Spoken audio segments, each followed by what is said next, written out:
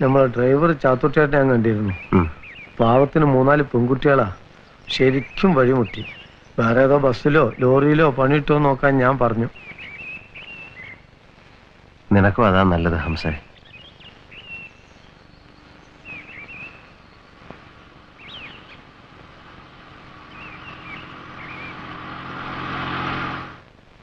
ഞാൻ ഓഫീസിലേക്ക് വരണമെന്ന് വിചാരിച്ചിരിക്കുകയായിരുന്നു. സമയം കിട്ടിക്കാണില്ലായിരിക്കും. പണം വാങ്ങാൻ വരാൻ സമയം ഉണ്ടായിരുന്നല്ലോ. അയ്യോ, അതുകൊണ്ടല്ല. പറഞ്ഞ അവധികളൊക്കെ തീർന്നു. ഇനി ഞങ്ങൾ എന്താ ചെയ്യേണ്ടത്? എനിക്ക് ഒരു പിടിയുമില്ല. അത് ശരി. അങ്ങനെയാണെങ്കിൽ ഞങ്ങൾ നിയമത്തിന്റെ വഴിയിലേക്ക് നീങ്ങാം. വാ, നമുക്ക് പോവാം. സർ, എന്റെ പ്രശ്നങ്ങളൊന്നും ഞങ്ങൾക്ക് അറിയണ്ട. ഞങ്ങൾക്ക് ഞങ്ങളുടെ പണം ഈടാക്കിയേ പറ്റൂ.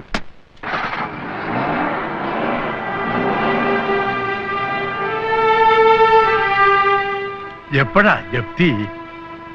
അല്ല, അവരുടെ വർത്തമാനം കേട്ടിട്ട് ഏറി 4-5 ദിവസം, അതിനപ്പുറം പോവില്ല. ഈ ജപ്തി എന്ന് പറഞ്ഞ ഇഞ്ചിൻ മറ്റു പ്രധാനപ്പെട്ട ഭാഗങ്ങൾ പ്രത്യേകം അഴിച്ചുകൊണ്ട് പോവുകയാണ് പതിവ്.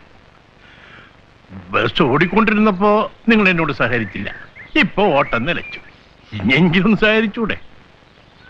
അല്ല, അവർ കൊണ്ടുപോകാത്ത പാർട്സുകളൊക്കെ നമുക്കിത് വിലയിടാം. എനിക്ക് തരണം.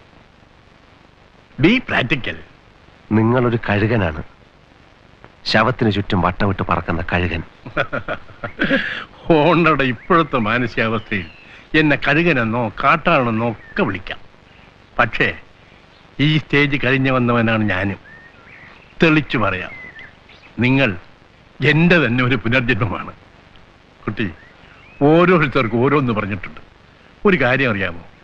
ഇതുവരെ ഞാൻ വിറ്റുകൊണ്ടിരുന്ന പാർസുകളൊക്കെ എൻ്റെ തന്നെ മഹത്തായ ഒരു ബസ് സർവീസിൻ്റെ അവശിഷ്ടങ്ങളാണ്. ഇത്രയും പെട്ടെന്ന് നിങ്ങൾ ഈ അവസ്ഥയിലെത്തുമെന്ന് ഞാൻ തീരെ വിചാരിച്ചില്ല. നിങ്ങൾ ചെറുപ്പമാണ്. എന്നെപ്പോലെ ഇതെല്ലാം തൂക്കിക്കൊണ്ട് റോഡിൽ കൂടെ നടക്കുന്നത് അത്ര ശരിയല്ല. അതുകൊണ്ടാണ് എനിക്ക് തന്നേക്കാൻ പറഞ്ഞത്. എനിക്കിപ്പോൾ ഇതെല്ലാം നല്ല ശീലമായി. നമ്മുടെ നാട്ടിലെ സ്ഥിതിഗതികൾ ഇങ്ങനെയൊക്കെയാണ്. കഷ്ടപ്പെട്ടുണ്ടാക്കിയ കാശുകൊണ്ട് വല്ല തൊഴിലും ചെയ്ത് പച്ച പിടിക്കാൻ തുടങ്ങിയോ നിങ്ങൾ ശ്വാസം വിടുന്നത് പോലും സൂക്ഷിച്ചു വേണം.